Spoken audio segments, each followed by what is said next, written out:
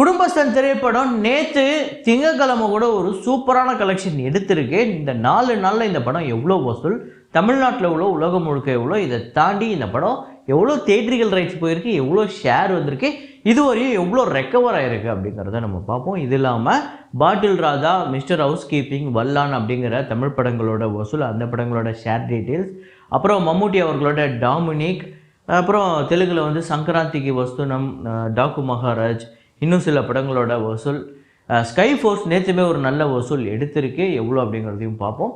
So அப்புறம் மதகஜராஜா இதுவரையும் டோட்டலாக ஒரு பெரிய ப்ராஃபிட்டை எடுத்திருக்கு, எவ்வளோ அப்படிங்கிறத அதையும் டிஸ்கஸ் பண்ணுவோம்.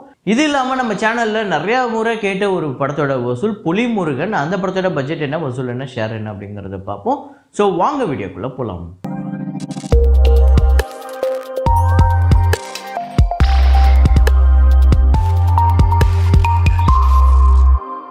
நேற்று வீடியோவில் நான் ஒரு ஃப்ரேம் ஒன்று வச்சுருந்தேன், அதை நிறைய பேர் கரெக்டாக கெஸ் பண்ணியிருந்தீங்க. அது என்ன ஃப்ரேம், என்ன படம் அப்படிங்கிறத பார்த்துட்டு வாங்க.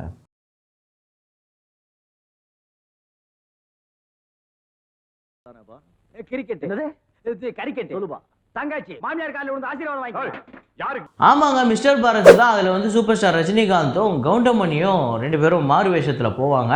ஸோ அதுதான் அது ஃப்ரேமு. அங்கே போயிட்டு இது மாதிரி உங்கள் பையன் இது மாதிரி பண்ணிட்டாரு அப்படின்னு சொல்லி ஒரு ட்ராமா ஒன்று பண்ணுவாங்க. அதை கரெக்டாக கெஸ் பண்ண முதல் 5 பேர் ஷேக் முகமது ஷேக், மிஸ்டர் மணிவண்ணன், சிம்சன் ராஜ், ராஜ்குமார், அப்புறம் SP4716 அப்படிங்கிற இந்த 5 பேர் தான் முதல்ல கரெக்டாக கெஸ் பண்ணியிருக்காங்க. இன்றைக்கி ஒரு ஃப்ரேம் ஒன்று வச்சுருக்கேன், அது என்ன ஃப்ரேம், என்ன படம் அப்படிங்கிறத கெஸ் பண்ணுங்கள்.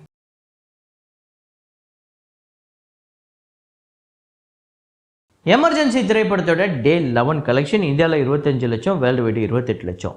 ஸோ டோட்டலாக இந்தியாவில் 19 கோடி 67 லட்சம், இந்தியாவிலையும் வேர்ல்டு வைடு 21 கோடி 28 லட்சம், 45 கோடி இந்த படத்தோட பட்ஜெட், 20 கோடி தியேட்டர்கள் ரைட்ஸ் போயிருக்கு, இதுவரையும் 12 கோடி கிட்ட ஷேர் வந்திருக்கு. கண்டிப்பாக இன்னும் ஒரு 15 கோடி 16 கோடி கிட்ட இந்த படத்துக்கு வந்து வசூல் வர வேண்டியது இருக்குது, 8 கோடி கிட்ட ஷேர் வர வேண்டியது இருக்குது. வருமா அப்படின்னு கேட்டால் வாய்ப்பே இல்லை. ஏன்னா இன்றைக்கெலாம் இந்த படம் வந்து 20 லட்சத்துக்கும் கம்மியாக தான் வசூல் வரும் வேர்ல்டு வைடு அப்படின்னு தான் சொல்கிறாங்க. ஸோ 60% ரெக்கவர் ஆகிருக்கு. அப்புறம் ஸ்கை ஃபோர்ஸ் இந்த படத்தோட டே 4 இந்தியாவில் வந்து 7 கோடி 45 லட்சம், வேர்ல்டு வைடு 8 கோடி. ஸோ டோட்டலாக 79 கோடி 22 லட்சம், இந்தியாவிலையும் வேர்ல்டு வைடு 87 கோடி 90 லட்சம், பட்ஜெட் 160 கோடி, தியேட்டர்கள் ரைட்ஸு 80 கோடிக்கு போயிருக்கு, 49 கோடி 76 லட்சம், கிட்டத்தட்ட 50 கோடி கிட்ட ஷேர் வந்திருக்கு. இன்னும் ஒரு 60 கோடி கிட்ட இந்த படம் வந்து வசூல் பண்ணிச்சு அப்படின்னா ஒரு வெற்றி படம். கண்டிப்பாக அதுக்கான பாசிபிலிட்டிஸ் இருக்குது. இன்னொரு வீக்கெண்ட் தாண்டும் போது அது நடக்கும் அப்படின்னு நம்ம நம்பலாம். ஸோ இப்போதைக்கு 62% இந்த படம் வந்து ரெக்கவர் ஆகிருக்கு. நல்ல வசூல் இந்த 4 நாளில். ரெக்கா சித்திரம் அப்படிங்கிற ஒரு மலையாள திரைப்படம் டே 19 கேரளாவில் 28 லட்சம், வேர்ல்டு வைடு 33 லட்சம். ஸோ டோட்டலாக 50 கோடி 59 லட்சம் இந்த படம் உலகம் முழுக்க வசூல் பண்ணியிருக்கு. இதில் கேரளாவில் மட்டுமே 27 கோடி 20 லட்சம், பட்ஜெட் 13 கோடி, தியேட்டர்கள் ரைட்ஸ் 9 கோடி, 28 கோடிக்கு மேலே ஷேர் வந்திருக்கு. கிட்டத்தட்ட இந்த படம் ஒரு பெரிய ப்ராஃபிட்டுங்க. 300%க்கு மேலே இந்த படம் ரெக்கவரி ஆகிருக்கு. 318% வந்து இந்த படம் வந்து ரெக்கவர் ஆகிருக்கு. ஸோ பணம் போட்டதில் ஒரு ட்ரிபிள் மடங்கு லாபமே கிடச்சிருக்கு. அப்போ பார்த்துக்கோங்க. ஸோ அப்புறம் Dominic and the ladies purse அந்த படத்தோட டே 5 கேரளாவில் 55 லட்சம், வேர்ல்டு வைடு 95 லட்சம். ஸோ டோட்டலாக 7 கோடியே 80 லட்சம் கேரளாலையும், வேர்ல்டு வைடு 15 கோடியே 33 லட்சம், பட்ஜெட் 14 கோடி, தியேட்டர்கள் ரைட்ஸு 9.5 கோடிக்கு போயிருக்கு. ஷேராக வந்திருக்கிறது 8.5 கோடிக்கு மேலே ஷேர் வந்திருக்கு. ஸோ இன்னும் சில லட்சங்கள் தான் இந்த படத்துக்கு இன்னும் ஷேராக வர வேண்டியது இருக்குது. கண்டிப்பாக இன்றைக்கி இல்லை நாளைக்குள்ளே அது நடந்துடும். 91% இந்த படம் வந்து ரெக்கவர் ஆகிருக்கு. ஒரு வெற்றி படமாக அமையுது டாமினிக். டாக்கு மகாராஜ் இந்த படத்தோட டே 16 ஆந்திரா தெலுங்கானாவில் 58 லட்சம், வேர்ல்டு வைடு 65 லட்சம். ஸோ டோட்டலாக ஆந்திரா தெலுங்கானாவில் 99 கோடி 53 லட்சமும், வேர்ல்டு வைடு 134 கோடி 11 லட்சம், 110 கோடி பட்ஜெட்டு. ஷேர் வந்து கிட்டத்தட்ட 80 கோடி கிட்ட ஷேரு. இந்த படத்தோட தியேட்டர்கள் ரைட்ஸு 83 கோடி. இன்னும் ஒரு 3 கோடி ஷேர் வந்தது அப்படின்னா இந்த படம் ஒரு சூப்பர் ஹிட் திரைப்படம் அப்படின்னே சொல்லலாம். ஸோ 96% ரெக்கவர் ஆகிருக்கு. அப்புறம் கேம் சேஞ்சர் திரைப்படத்தோட டே 18 ஆந்திரா தெலுங்கானாவில் 21 லட்சம், வேர்ல்டு வைடு 26 லட்சம். கேம் சேஞ்சர் இதுவரையும் டோட்டலாக எவ்வளோ கலெக்ட் பண்ணியிருக்கு அப்படின்னு பார்த்தீங்கன்னா ஆந்திரா தெலுங்கானாவில் 93 கோடியே 98 லட்சம், வேர்ல்டு வைடு 203 கோடியே 45 லட்சம், பட்ஜெட் 450 கோடி, தியேட்டர்கள் ரைட்ஸு 225 கோடிக்கு போயிருக்கு. இதுவரையும் கிட்டத்தட்ட இந்த படம் ஒரு 115 கோடி கிட்ட தான் ஷேர் வந்திருக்கு. ஒரு மிகப்பெரிய தோல்வி படமாக அமையுது.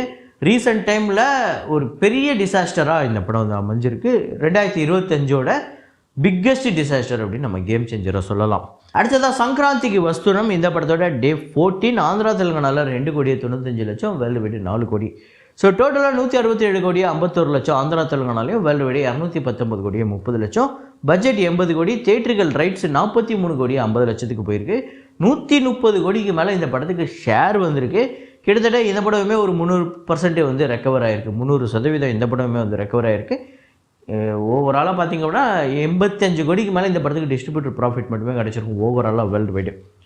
ஸோ அப்புறம் மதகஜ ராஜா திரைப்படத்தோட டே 16 தமிழ்நாட்டில் 48 லட்சம் வேர்ல்டு வைடு 53 லட்சம். ஸோ டோட்டலாக 52 கோடி 50 லட்சம் தமிழ்நாட்டிலையும் வேர்ல்டு வைடு 59 கோடி 46 லட்சம்.